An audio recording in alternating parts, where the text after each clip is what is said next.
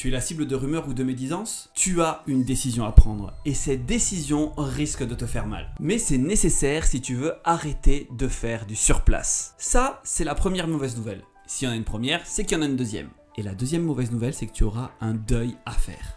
Et ça va vraiment te faire mal aux fesses. Mais la bonne nouvelle, c'est que je suis là pour t'accompagner. Donc, prépare-toi, parce qu'on y va maintenant.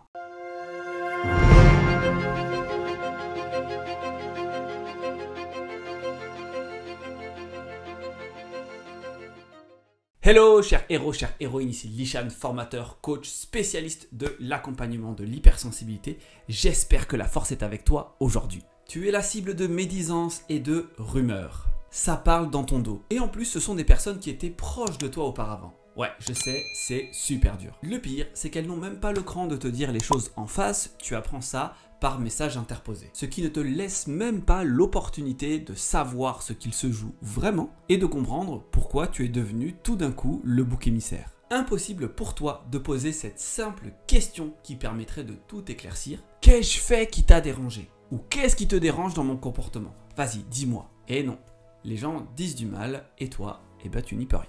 Moustico Jones est là. Et oui, il a parlé juste ce qu'il faut à quelques personnes et ça y est, ta réputation est en train de voler en éclats. Même si j'exagère un peu et que je prends un ton un petit peu dramatique, voire légèrement complotiste, je pense que à un moment donné, on a tous vécu plus ou moins ça. Et si tu l'as vécu il y a quelques temps, tu sais à quel point il est difficile de s'en sortir. Tout à l'heure, je t'ai dit que pour t'en sortir, tu avais une décision à prendre. Eh bien, c'est le moment. Je ne sais pas si tu es prêt ou prête, mais je sais qu'aujourd'hui, ça va être crucial que tu décides de ne plus être l'esclave de l'opinion des autres. Arrête ça, sinon tu ne pourras pas vivre ta vie sereinement. Tu seras sans cesse entravé par le point de vue des autres. Et là, tu peux te demander d'où ça vient. Prenons un exemple, le cas de Sandra. Sandra a vécu dans un foyer aimant quand elle était enfant. Elle avait la tête dans les nuages, elle aimait passer du temps dans son jardin. Elle avait 3 repas par jour, ses parents s'occupaient bien d'elle, elle était logée, nourrie, blanchie, bref, tout allait bien. Elle avait même un grand frère et une grande sœur qui s'occupaient très bien d'elle. Simplement, elle s'est rendue compte que pendant les repas de famille, personne ne parlait. Ou plutôt, c'était les parents qui parlaient, qui disaient ce que devaient faire les enfants pour être de bons enfants. Mais son frère, sa sœur et elle-même n'avaient rien à dire là-dessus. Ils devaient tout simplement se conformer pour leur faire plaisir et ainsi il serait récompensé. En dehors de ça, il passait de bons moments. Son grand frère, Frédéric, lui parlait souvent de mécanique. C'était vraiment sa passion, il pouvait lui en parler pendant des heures. Même si elle ne comprenait pas grand-chose, elle écoutait parce que c'était son grand frère. Et sa grande sœur, Anne-Lise, était férue de nature et de météo. Elle lui parlait de la forme des nuages pendant des heures et des heures. Et elle se régalait parce qu'allongée dans l'herbe, elle passait un bon moment. En même temps, le rituel du repas amenait ses 3 enfants à entendre des phrases qui allaient les marquer à jamais. Par exemple, « Frédéric, quand tu seras grand, tu seras médecin !» Et 20 ans plus tard, malgré sa passion et son amour de la mécanique, ce fut le cas. Frédéric était médecin. « Anne-Lise, quand tu seras plus grande, tu seras institutrice !» Et malgré son amour de la nature et de la météo, 15 ans plus tard, elle s'exécuta, elle devient institutrice. Puis, ce fut le tour de Sandra. « Sandra, quand tu seras grande, tu seras architecte !» Et 15 ans plus tard, n'allons pas trop vite. En fait, ce qui s'est passé pour Sandra, c'est que pendant 10 ans, elle s'est conformée. D'accord? Entre 7 et 17 ans, elle s'est dit « Ok, je m'intéresse à l'architecture, les maisons, les mesures, etc. » Puis, il s'est passé quelque chose. Elle a pris une décision. Cette décision, c'était de devenir pilote de ligne. Elle qui a toujours eu la tête dans les nuages, avait décidé de s'affranchir du point de vue de ses parents et même des injonctions parentales. Et encore 10 ans plus tard, elle a réussi. Et au moment où elle prit sa décision, elle fut dénigrée, rabaissée par ses parents, par son frère et sa sœur, qui eux s'étaient conformés. Et peut-être ce qui était le plus dérangeant pour eux, c'est qu'elle n'était plus la petite fille soumise qui disait oui à tout. Elle s'était émancipée.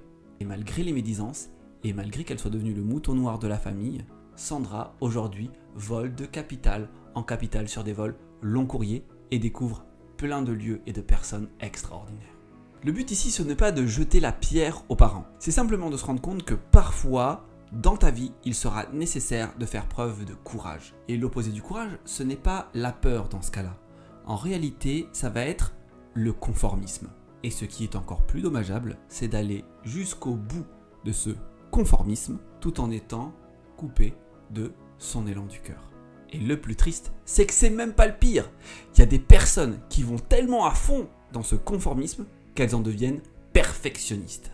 Et ce sont elles qui vont être les premières à te critiquer quand tu vas mettre en place un projet qui te fait pleinement vibrer, mais qui ne correspond pas à ce qu'elles avaient prévu pour toi. Et avec leurs mots, elles vont vouloir te traîner dans la boue. Ah, c'est moche, hein, c'est dégueulasse. Et toi, avec ton petit cœur d'hypersensible, tu vas avoir toute cette boue arriver sur toi, ressentir cette injustice, voire même parfois cette impuissance. Et ça va être hyper important de ne pas rester dans cette boue, d'aller vraiment dans la direction de ton cœur et de te nettoyer de toutes ces médisances. Et en faisant ça, c'est là que tu auras un deuil très important à faire.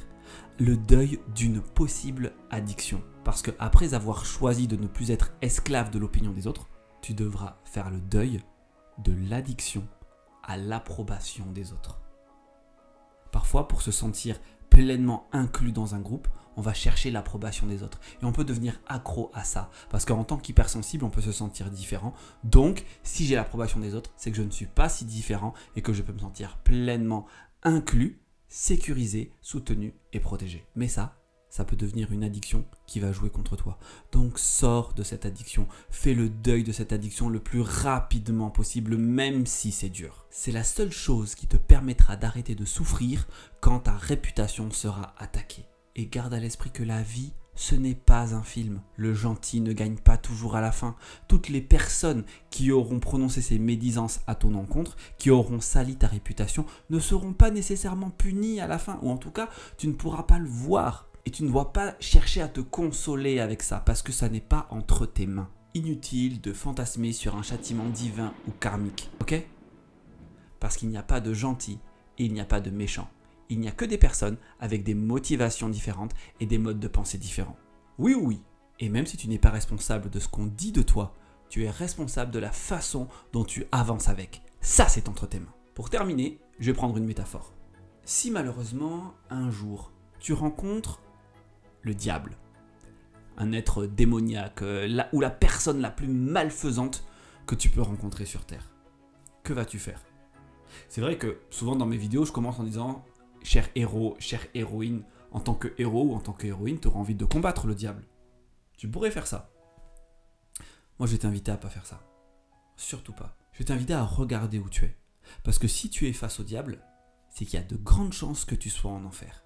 Et ce que je vais t'inviter à faire, c'est partir le plus vite et le plus loin possible. Et une fois que tu seras sorti de l'enfer, pose-toi la question suivante.